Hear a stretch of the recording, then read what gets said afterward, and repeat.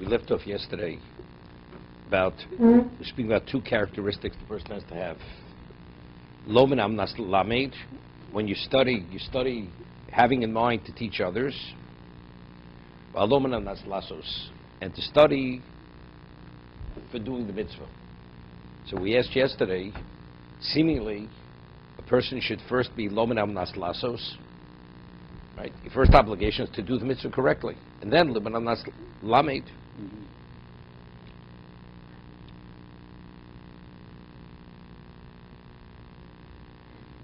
We're speaking about this is for the acquisition of Torah.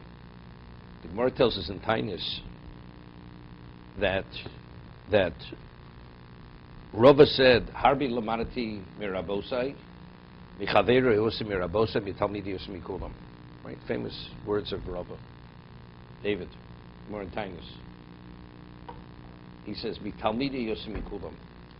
So we're saying, "Godla talmud shatal mevil yimaseh." Greatest study it brings to doing. So if a person, if it's mitalmidi yosim mikulam, and we say Godel ha Talmud shebeivel de ma'aser, so what level of Talmud? So evidently, the greater the level of Talmud, maybe de ma'aser, the greater the ma'aser, correct? So therefore, if a person is lo min amnas lamed, so that's Talmidai, so then he merits a greater understanding of Torah. If he merits that, so the lasos is another level of lasos. We're not talking about the regular lo min amnas lasos. You know, that's an elementary level. This is much more advanced. This is as one of the 48 characteristics to acquire Torah. You have to perform the mitzvah at such an advanced level. Who performs a mitzvah at that very exceptional level? The person who is first lo min amnas lamed. That's when he's zocher to that special siyata d'shmaya, to be able to teach others. When he does that, then his lasos is a different lasos. That's why it's lo min amnas lasos follows lo min amnas lamed.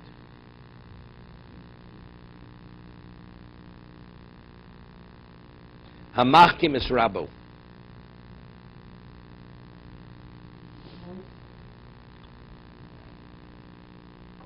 What's machkim es rabo?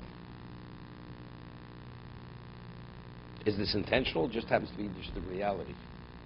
He causes his Rebbe to be wiser. I mean, the kinds of questions he asks, he causes the Rebbe to have other insights that he wouldn't have had without the Talmud. So if that's the case, Machim is Rabbo, it's not something which is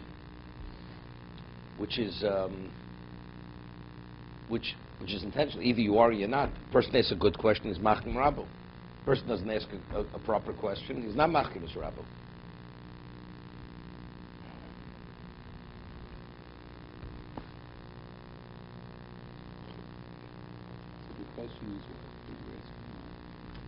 What is the meaning of Machtim? He wisens his teacher.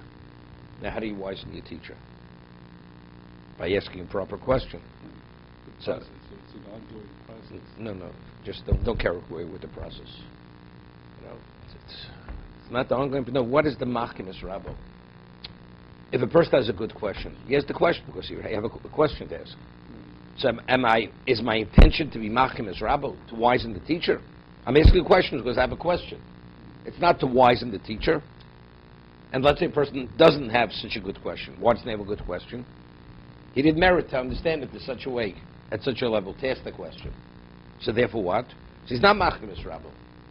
Seems to me over here, we're speaking about people who have, if you want to acquire Torah, you have to go through this process. So is Machtim Rabbo, is within the person, is it within the person's ability or not within the person's ability? Seemingly it's not. Right? If you have what it takes, you could be Machi, you could ask the proper question, because he's intelligent. Person's not such an intelligent person, doesn't ask such a good question. So the Rebbe just dismisses the question. Right? It's like the guy says he's ready to jump out the window. Right? Maybe that's also Machim Rabbi. I mean, I will never, that kind of question I'll never ask. You learn from the negative. Okay? So I was thinking, you know, very often a person asks a question. You have a question? You know, it doesn't really make a difference. You have a question. But does it really make a difference? Is the question important enough to ask the question? So if the person values Torah to such a degree that he needs the answer, then he will ask the question. So that question will be, so factually, he's going to be Machem Rabo. I'll give you an example. I was once reading about, Rav Shach. Zech Tzaddik Levrach had a special relation with the Brisker Rav. He considered himself a Talmud of Brisker Rav, Rav Shach. So the Brisker Rav was in Yerushalayim, and Rav Shach was in Bnei Brak. And Rav Shach, he would travel. In those days, to travel from Bnei Brak to Yerushalayim took hours. Get on a bus and come, because he had a question in the Gemara. And he would come, and he could stay till, whatever it is, till 2 in the morning with the Brisker Rav. Then he'd get and travel back a whole night, getting back to Bnei Brak. He'd arrive in the morning. So the Brisker Rav, he came and asked him a question. The Brisker Rav didn't have an answer. Didn't have an answer. You could imagine he traveled from Bnei Brak to ask the question from the Brisker Rav in Yerushalayim.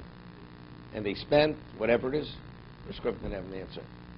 So the Brisker Rav worked on it, and he had an answer. So Brisker Rav sent somebody back. It wasn't.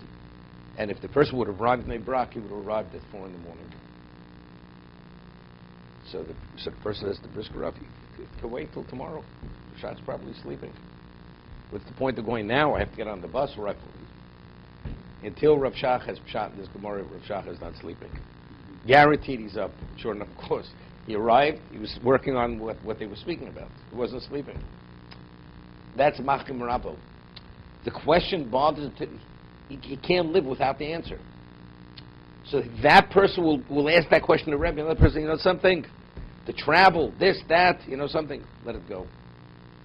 He's not going to make this. He doesn't value the Torah to such a degree that he will ask the question to his Rebbe. Of course, the question has to be a good question. But there it's up, that's the initiative of the person. Is he going to take that initiative? Is he not going to take the initiative? If he esteems it to that degree, that's one of the characteristics to merit Kesed Torah, to acquire Torah. Okay, let's see the Mishnah Berurah.